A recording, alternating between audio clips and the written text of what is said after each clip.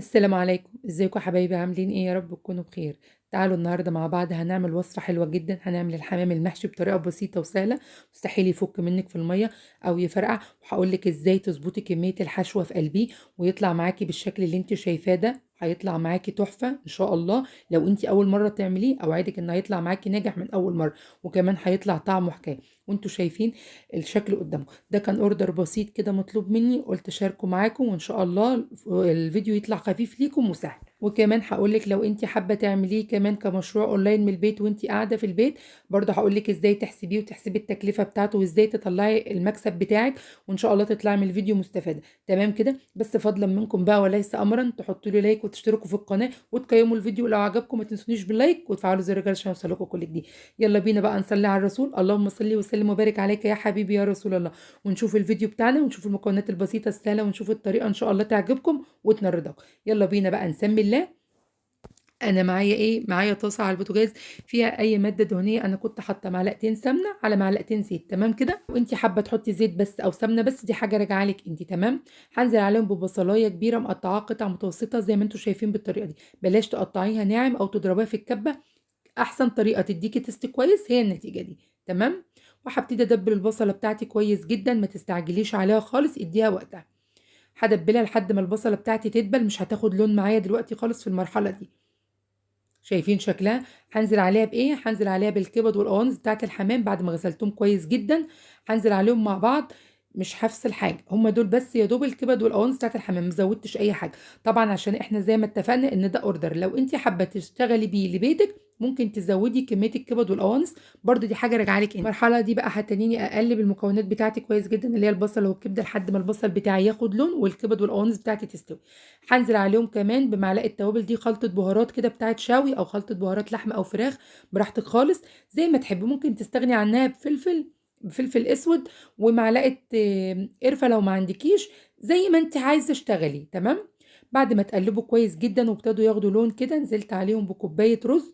هما كانوا بصراحه كوبايه ونص، بس النص مش عارفه ما جاش في الوقت عليه. ونزلت عليهم كمان بمكعب مرق الدجاج زي ما انتم شايفين بالطريقه دي. لو انت حابه تستغني عن المكعب براحتك خالص، بس هو بيدي تست كويس. نزلت عليهم كمان بنص معلقه ملح. وفي الوقت ده مش هشيل ايدي من الرز، هتنيني اقلب الرز بتاعي كويس جدا لحد ما الرز ينشف معايا كويس جدا جدا. هنا كنت بقول لكم انا كل حمامايه بتاخد يعني ملو ايدك كده رز، لو انت مش هتعرفي تعايري يعني بالظبط نص كوبايه من بتاعه الشاي رز. تمام. حتى انينا بقى نقلب. اهم خطوه في الحمام او حشوه الحمام ان انت تقلبي الرز كويس بالطريقه دي. دول كانوا كوبايه ونص رز. تمام. نزلت عليهم بقد ايه ميه؟ نزلت عليهم بكوبايه ميه سخنه، وهبتدي اسيبهم يغلوا كده مع بعض بالطريقه دي. اول ما الرز بتاعي يغلي ويبتدي يتشرب كده هبتدي اوطي عليه. انا مش هخليه يستوي سوا كامل، انا هخليه 3 ارباع سوا كده. وهخليه 3 ارباع سوا ليه؟ علشان اضمن انه ما يزيدش جامد في الحمام والحمام يفرقع مني. تمام تمام. هنا كنت خلاص الرز استوى بتاعي 3 ارباع سوا زي ما احنا قلنا، وفضيته وسبته يبرد كويس جدا. تعالوا بقى ندخل على الحمام. انا هنا معايا 3 حمامات زي ما احنا قلنا، غسلاهم كويس جدا ومصفياهم ومنشفاهم كويس جدا. اهم حاجه انك تتاكدي ان الحمام بتاعك مغسول كويس ونضيف، وكمان منشفاه كويس جدا من اي ميه فيه. عايزه تقضي على زفاره الحمام، لازم تنقعيه بملح وليمون وسكر وشويه جنزبيل. تمام كده؟ تمام. وزي ما اتفقنا ان الحمام بتاعي ناشف، في طبق بقى فاضي. ما تحطيش الحمام بتاعك على خلطه الرز عشان لو بقى منك رز ما يبقاش متزفر معاكي. تمام. نبتدي بقى نحشي الحمام ونشوف الكمية اللي هنحطها فيه قد ايه. انا الاول هنا بحشي البطن بتاع الحمام من جوه، ولازم في المرحلة دي ان انت تخلي بطن الحمام نصها، ما تملهوش قوي علشان الحمام ما يفرقعش منك. خلاص. دي اول خطوة في حشو الحمام. تاني خطوة ان انا مورقة تحت جلد الحمامة زي ما انتوا هتشوفوا دلوقتي كده. مورقة يعني فاصلة الجلد عن لحم الحمامة. هبتدي ادخل صبعي بشويش زي ما انتوا هتشوفوا في الفيديو دلوقتي، بالراحه كده، وما تمليش الحمامه قوي زي ما اتفقنا. وهبتدي ادخل ايدي بالراحه، اخد شويه الرز واقوم جايه مدخله. انا هنا بوريكم ان انا مفضيه ما بين الجلد وما بين ظهر الحمام. احشي وبايدك كده تزق لورا، وبرده ما تمليش الحمامه قوي. الرز بتاعك مش هيزيد قوي لانه واخد 3 ارباع سوا. خلاص. زي ما انتوا شايفين كده. هبتدي بقى احط واساوي بالطريقه دي. يبقى دي كده تاني مرحله من حشو الحمام. يبقى فاضل ايه؟ فاضل ان انا احشي الحمامه من عند الزور بتاعها. ما تكتريش في الحمام عشان الحمام ما تفرقعش منها. هنبتدي هنا بقى ناخد الرقبه بتاعتك.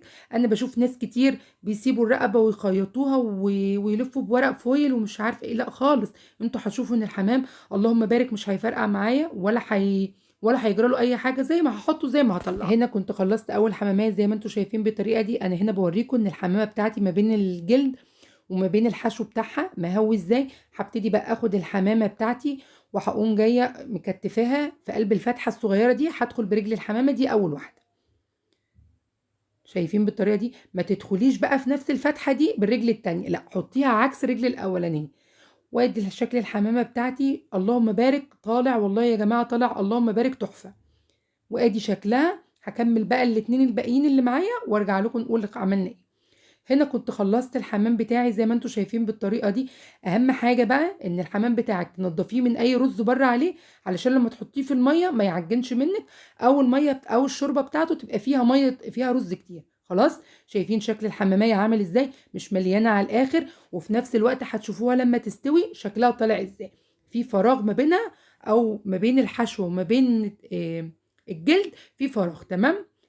تعالوا بقى هنا معايا حله على البوتاجاز فيها ميه بتغلي، ولازم تتأكدي ان المية بتاعتك بتغلي كويس جدا. هنزل بالحمام على وشه بالطريقة اللي انتوا شايفينها دي، يغلي لمدة 10 دقايق. وبعد ما يغلي اقوم جايه موطيه عليه البوتاجاز. انا للاسف النور قطع عندي، معرفتش اصور لكم المقطع كامل، بس هقول لكم انا عملت ايه. اول ما الشوربه بتاعتك بتغلي هنبتدي نبهرها بصل وطماطم، التوابل بتاعتك اللي انت تحبيها. تمام كده. الحمام بياخد قد ايه منك على البوتاجاز؟ بياخد تقريبا ساعه. 10 دقايق على نار عاليه، وبعد كده ببطي. اعرف ازاي ان الحمام بتاعي استوى؟ باجي عند الجناح كده واقوم جايه قاطعه منه حته. لو الجناح بتاعك اتقطع زي ما انا وريتك كده، يبقى كده الحمام بتاعك استوى. اوعي تعملي الحمام بتاعك بشوكه او تحاولي ان انت تختبريه كده بالطريقه اللي انتوا شفتوها دي. في طاسه بقى على البوتاجاز بزيت بسمنه براحتك، حمري الحمام بتاعك. كل شويه وانت بتحمريه تقلبيه على كل جنب شويه عشان يديكي اللون الموحد اللي انت شايفاه ده. تمام كده. يا رب اكون قدرت اوصل لكم الفكره. كنت عامله جنب الحمام بتاعي ايه؟ كنت عامله ملوخيه ورز بالخلط اصفر. عملت معاكم الرز في وصفات كتيره جدا للفراخ.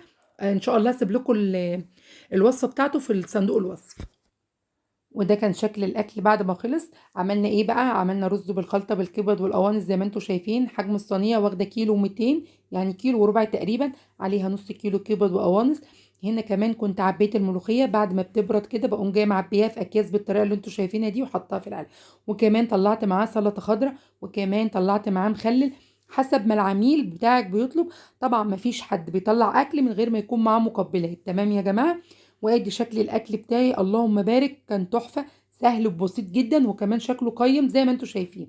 تعالوا بقى اما اقول لكم ازاي نحسب ونطلع لنفسنا مكسب او نعمله كمشروع. اول حاجه يا ست الكل، انت بتحسبي كل حاجه انت اشتريتيها. بنحسب الحمام، الرز، الكبد والقوانص، البصل، الزيت، السمنه، العلب. بنحط كمان حق البهارات. الكلام ده كله زي كل حاجة انت اشتغلتي بيها احسبيها علشان ما تطلعيش خسرانة. تمام. وبتقومي جاية عاملة ايه؟ حاطة لنفسك هامش ربح بسيط. مش لازم تبالغي قوي علشان ربنا يرضى عنك ويرضيكي. وان شاء الله ربنا يحسن ما بين ايديكي وتعملي احسن واحسن، وان شاء الله تكوني طلعتي من الفيديو ده كمان مستفادة. ولو عجبتكم الوصفة ما تنسوش تحطوا لنا لايك وتشتركوا في القناة وتفعلوا زر الجرس عشان يوصلكم كل جديد، فضلا وليس امر. دي كانت وصفتنا النهاردة. اتمنى ان الوصفة تكون بسيطة وسهلة ليكم. عارفة ان الفيديو ما كانش فيه معلومات كتيرة، بس لعل وعسى حد يكون طلع مستفاد منها. ما تنسوناش بقى حبايبي في تفعيل زر الجرس والاشتراك في القناة علشان يوصلكم كل جديد. دمتم في رعاية الله وحفظه، دمتم سالمين. اشوفكم على فيديو تاني ان شاء الله. اشوفكم بخير في رعاية الله وحفظه.